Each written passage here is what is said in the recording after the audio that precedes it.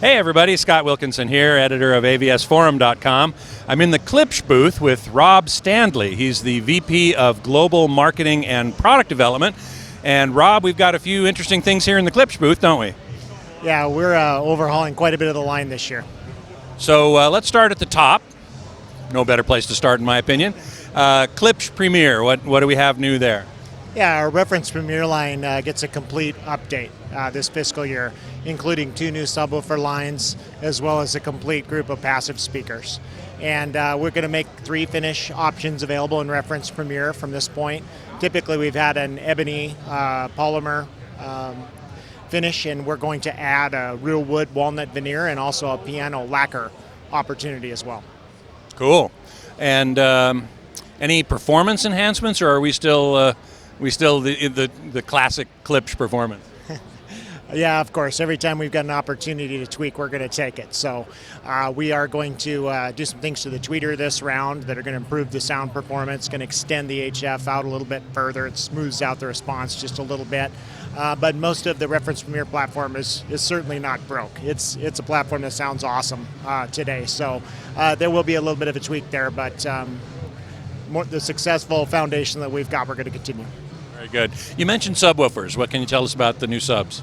Yeah, so we'll have 2 different series available. We'll have an SBL series that will come out exactly with the passive line, and then a few months later we'll have an XB line. The XB line ups the ante beyond what we're doing today, more powerful platform, even more output than we currently have with our 12 and 15-inch platforms. Now the regular Reference, non-Premier line is also being upgraded, as I understand. Yes, it is. We wanted to take some of the things we've learned from the Reference Premier platform and make some enhancements with the horn and the tweeter on that as well. And we've also got a brand new ID, and we've got magnetic grills this time. So it is a freshened look that reflects, we think, the industrial designs of what's going on in the market today. Now, what about Yamo? Klipsch acquired Yamo some 10 years ago or so. And that's always been a design-centric company and sort of minimalist design, and I think you've continued that tradition. Yes, we certainly have, and it's really a unity of design and performance. And so when you get a Yamo product, you can appreciate it, turned off, or when you turn the products on. But we're reintroducing a brand new studio range, which is the most important portion of the passive line. It's dropped in internationally over the last several months. It's just began shipping in the United States, and it's an exceptional value. We're talking about a product line that looks great, but also has awesome performance and the latest tech, including Atmos capability in very affordable platforms. Yeah, I think Jill told me that one of the systems is you can get a 5.0 without the sub for like $1,000. Exactly, including floor standing mains and a 5.0.2 configuration. You can add a studio subwoofer, which is special in its own right with their thin profiles. They're real easy to place in the room. And you can be at $12.99, $13.99 US for the whole thing.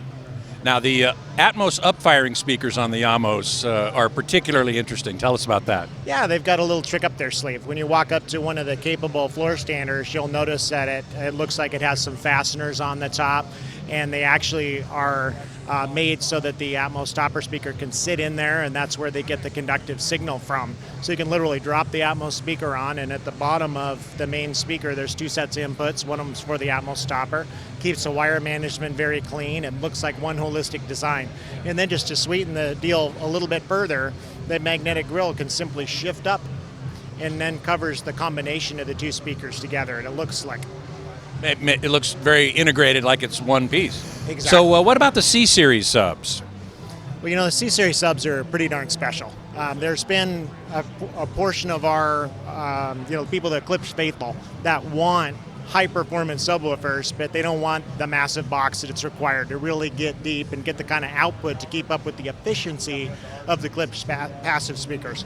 So we're fulfilling that demand this year. We've got ultra-high-performance compact subwoofers, very beautiful, can fit into virtually any environment, but still perform like a big box Klipsch. And in addition to the performance that they bring and the size combination, we've also got the latest tech in them. You can optimize them to the room with your smartphone with an easy auto setup.